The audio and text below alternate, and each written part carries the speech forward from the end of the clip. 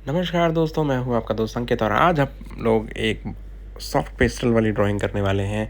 ये है एक स्पेशल ड्राइंग जो कि मैं यहाँ पे करने वाला हूँ यूजिंग द सॉफ्ट पेस्टल्स। और जो पेपर हम यूज़ करेंगे वो है कैंसन मीटाइन्स, मतलब, और इसका जो टेक्सचर है वो है हनीकॉम्ब टेक्सचर। तो ये पेपर पेस्टल पेपर ही है बेसिकली। और यहाँ पे जो इनिशियल लेयर्स हैं वो है डार्क से लाइट की ओर हम जा रहे हैं। तो सबसे पहले डार्क ब्राउन यूज़ किया मैंने, उसके बाद अब ये बर्न्ट अम्बर कलर मैं यूज़ कर रहा हूँ, टेराकोटा कलर है जो कि, और उसके बाद फिर मैं फिंगर यूज़ करके उसको मिक्स कर रहा हूँ, ब्लेंड कर रहा हूँ धीरे धीरे। तो जो भी यहाँ पे आप प्रोसीजर देख रहे हो वो इसी तरह से हमेशा हम करेंगे, डार्क से लाइट की ओर बढ़ेंगे। सेकंड आई में भी उसी तरह से किया। पहले जो आई के अंदर का एरिया है वहाँ पे आप चारकोल पेंसिल यूज़ कर सकते हो, क्योंकि जो पेस्टल ब्लॉक्स हैं ये काफ़ी थिक होते हैं और बहुत सारे प्रोबेबिलिटी है कि वो ख़राब हो जाए। तो एक फ़ाइन टिप का कुछ होना चाहिए आपके पास। अगर आपके पास पेस्टल पेंसिल है तो अच्छी बात है, नहीं तो कोई भी चारकोल आप यूज़ कर सकते हो जैसे मैं कर रहा हूँ यहाँ पे। और इस चारकोल पेंसिल के थ्रू आप डिफ़ाइन कर सकते हो वैल्यूज़ को, और फिर आप वो वाले जो पेस्टल के ब्लॉक्स हैं जो मैं अभी यूज़ कर रहा हूँ उसको यूज़ करो।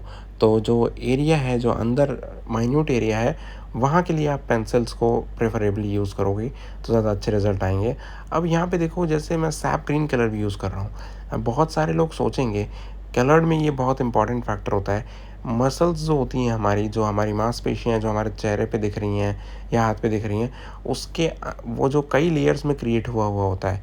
तो डायरेक्ट खाली जैसे फ्लैश कलर अभी यूज़ कर रहा हूँ तो ऐसा नहीं कि वही यूज़ करना है आपको। बेस क्रिएट करना है, तभी बहुत एकदम रियलिस्टिक सी थिंग निकल के आएगी। असली जो फ्लैश का टिंट है ना हमारे जो स्किन का, तो वो जो है उसमें कई सारी लेयर्स हैं अंदर। नर्व्स भी हैं बहुत सारी, उसके अंदर हड्डियाँ हैं। तो जो नर्व्स हैं वो थोड़ी ग्रीनिश कलर की हैं, तो इसलिए ग्रीन टोन यूज़ किया जाता है। ग्रीन फाउंडेशन भी बहुत सारे आर्टिस्ट यूज़ करते हैं कि पहले पूरा ग्रीन फाउंडेशन से पोर्ट्रेट की भी एक लेयर चढ़ा देंगे, उसके बाद फिर उसमें फर्दर लेयर्स ऐड करेंगे।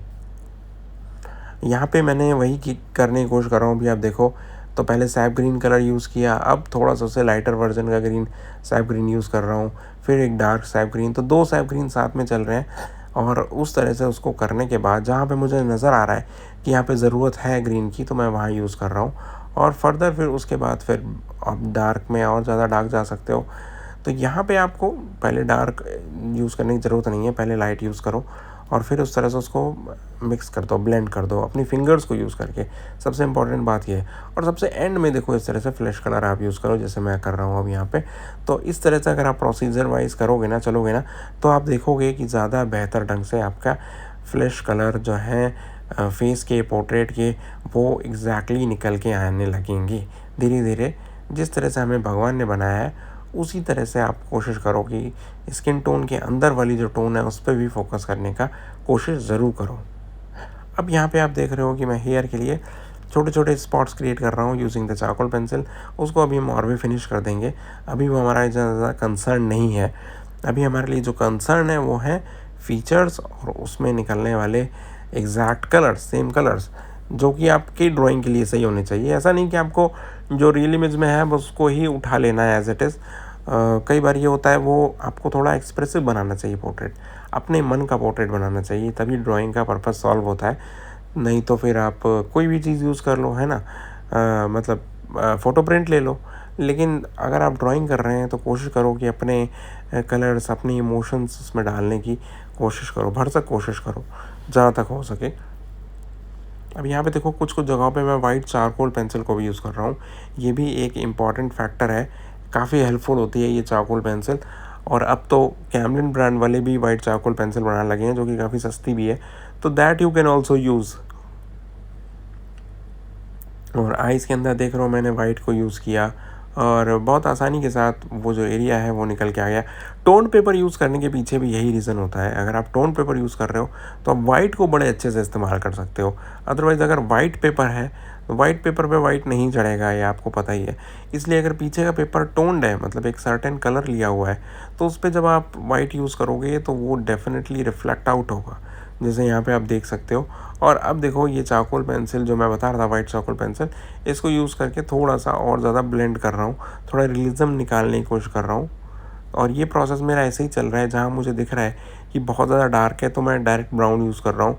जहाँ मुझे ये नज़र आ रहा है कि हल्का केवल इफ़ेक्ट देना है तो वहाँ पे मैं टेराकोटा कलर यूज़ कर रहा हूँ। जैसे कि यहाँ पे देख सकते हो आप चीक्स पे, क्योंकि इतनी ज़्यादा डार्कनेस है नहीं तो अभी इसको यूज़ किया है यहाँ पे। फर्दर हम आगे चलेंगे तो हम देखेंगे, बैलेंस करने की कोशिश करेंगे। जो कलर थ्योरी है ना वो समझनी बहुत ज़रूरी है जब आप कलर पोर्ट्रेट ड्रॉ कर रहे हो तो कलर थ्योरी का फंडामेंटल भी हर जगह पे थोड़ा-थोड़ा डिफरेंशिएट हो जाता है। जो मीडिया आप यूज़ कर रहे हो, जैसे ये ड्राई मीडिया है, ड्राई पेस्टल्स हैं, तो यहाँ अलग कॉन्सेप्ट चलेगा। अगर यही चीज़ कोई एक्रेलिक में करना चाहे या फिर वाटर कलर्स में करना चाहे तो वहाँ अलग चलेगा। तो everywhere there has to be one और the other things that will change. तो वो चीज़ समझो। और अब देखो इस तरीके से मैंने यहाँ पे फ्लैश कलर को यूज़ किया। तो याद रखो, जो स्किन टोन है वो डार्क से लाइट की ओर भी है, और दूसरा जो फाउंडेशन वाली चीज़ है जैसे ग्रीन फाउंडेशन वगैरह, तो वहाँ पे डार्क टू लाइट नहीं चलेंगे, वहाँ पे आपको ग्रीन फाउंडेशन क्रिएट करनी है।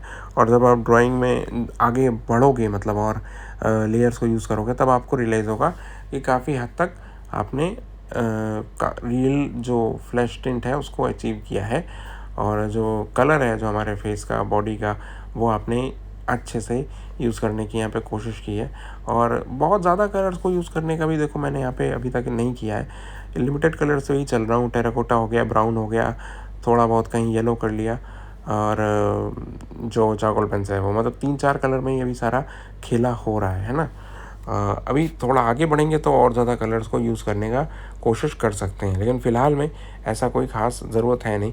स्पेसिफ़िकली जैसे नोज़ है, चीक्स हैं, उस पे हम वही टेक्निक यूज़ कर रहे हैं जो हमें जनरली तरीके से अचीव हो जाती है।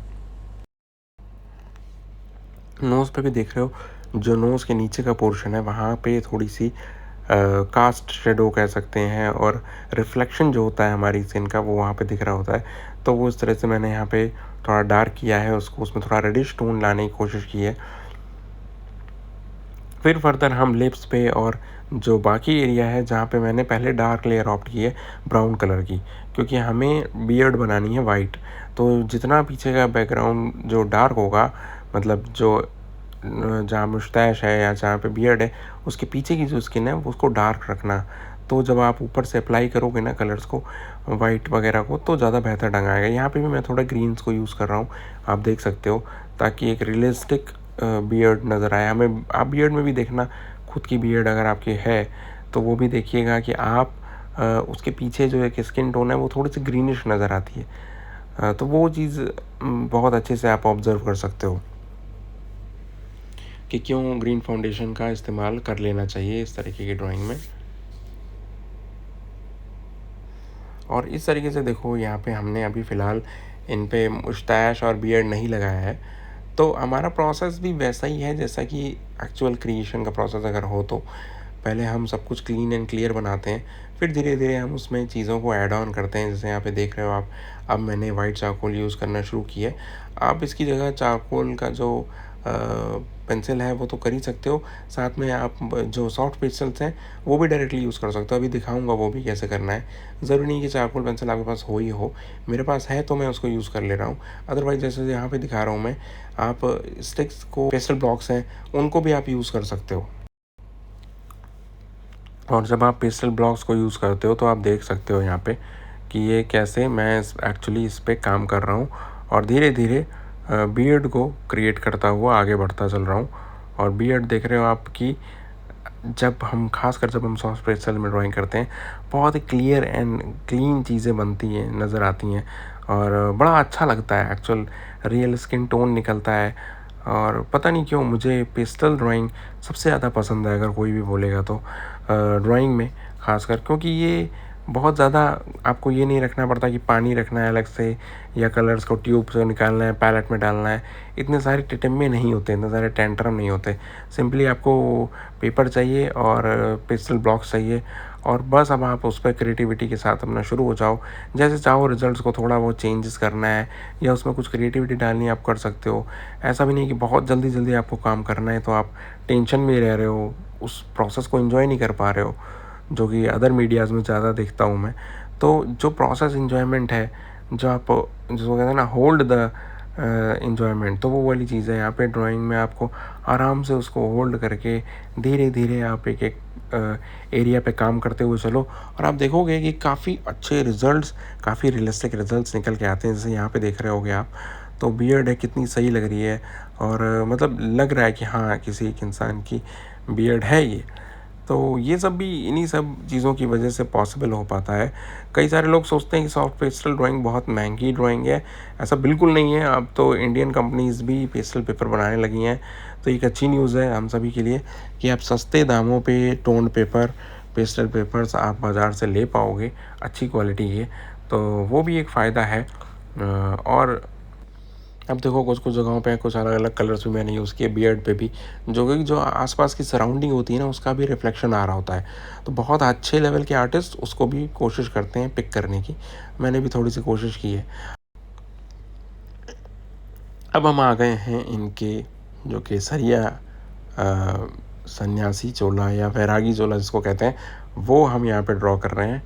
और जो कलर हैं वो हम डिफरेंट डिफरेंट कलर्स को यूज़ कर रहे हैं, और इस तरह से थोड़ा-सा रिप्रेजेंटेशन दिखा रहे हैं उस चीज़ का भी।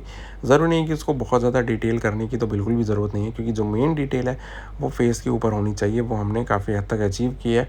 अब उसके बाद जो बाकी सारी चीज़ें हैं उसमें आप थोड़ा बहुत ढुलमुल रवैया भी ले सकते हो।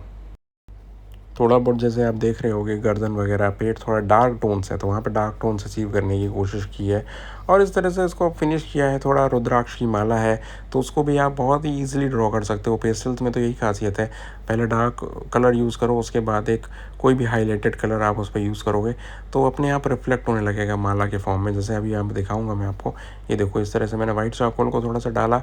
अगर ये थोड़ी ब्राउन कलर की माला होती या कोई मोतियों वाली होती, तो उसमें हम दूसरे कलर्स को भी यूज़ करते, ऑफ वाइट वगैरह को। लेकिन यहाँ पे तो ब्लैक एंड वाइट से काम हमारा बहुत अच्छे से हो जा रहा है, और बहुत रियलिस्टिक सी एक माला यहाँ बन के हमारी रेडी हो जा रही है, बहुत ही कम एफर्ट के साथ। ये चीज़ ख़ास है इसमें।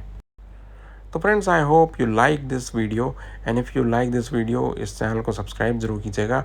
और कोई क्वेरी हो तो कमेंट बॉक्स में पूछ सकते हो। ये जो मैंने जिनका पोर्ट्रेट बनाया है, ये मेरे एक तरह से गुरु ही मान लीजिए, मतलब मैं तो इनको दिल से गुरु मानता हूँ। श्री राजेश्वरानंद जी महाराज जी का ये पोर्ट्रेट है। बहुत सारे लोग जानते भी होंगे, आई एम श्योर, क्योंकि इनकी कुछ कथाएं हैं जो बहुत ज़्यादा पॉपुलर हैं, बहुत ज़्यादा वायरल हुई हैं यूट्यूब पे। तो friends, I hope you like it.